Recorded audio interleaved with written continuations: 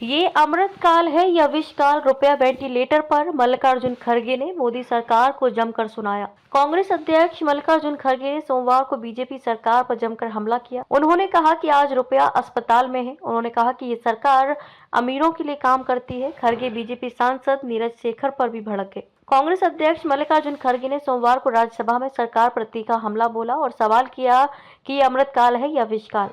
राज्यसभा में विपक्ष के नेता ने आरोप लगाया कि सरकार सबके विकास की बात करती है, लेकिन वह सिर्फ चंद उद्योगपतियों, अमीरों और अपने कुछ दोस्तों का ही विकास कर रही है। उन्होंने कहा कि सरकार की नीतियों के कारण किसान और बेरोजगार आत्महत्या के लिए मजबूर हो रहे हैं। उन्होंने कहा कि पिछले 10 साल में देश भर में 1 लाख से अधिक किसानों ने आत्महत्या की है।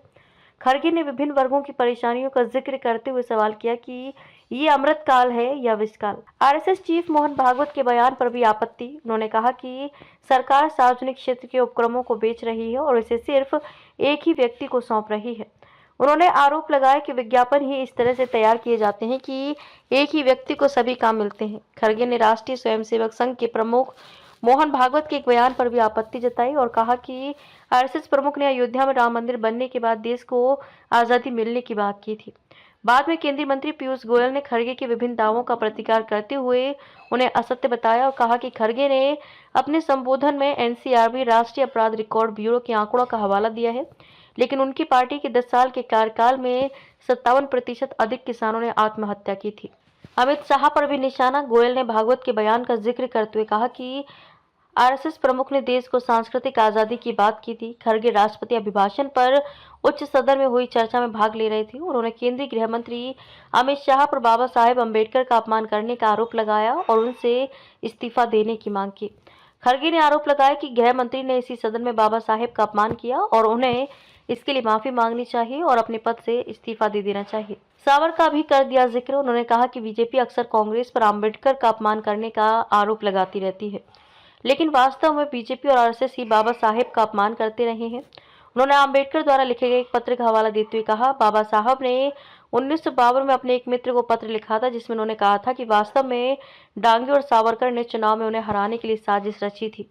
सरकार नाकामी को बता रही है सफलता। उन्होंने कहा कि राष्ट्रपति अभिभाषण में कुछ भी नया नहीं है और पानी पर लकीर खींचने का प्रयास किया गया है। उन्होंने कहा कि सरकार अपनी नाकामी को भी सफलता बता रही है। उन्होंने कहा कि सरकार ने जो वादे किए थे खोखले निकले। इस क्रम में उन्होंने प्रधानमंत्री नरेंद्र मोदी के 10 वादों का जिक्र किया और उन्हें जुमला करार दिया। उन्होंने कहा कि प्रधानमंत्री मोदी ने विदेश से काला धन लाने, सभी को 15 लाख रुपए मिलने, हर साल 2 करोड़ लोगों को नौकरियां देने, गंगा नदी को पूर्ण रूप से साफ करने, 2022 तक किसानों की आय दोगुनी करने, नोटबंदी के बाद 50 दिन बाद चीजें सामान्य होने का वादा किया था, लेकिन वे सिर्फ जुमले साबित हुए। मोदी सरकार में रुपया वेंटिलेटर पर।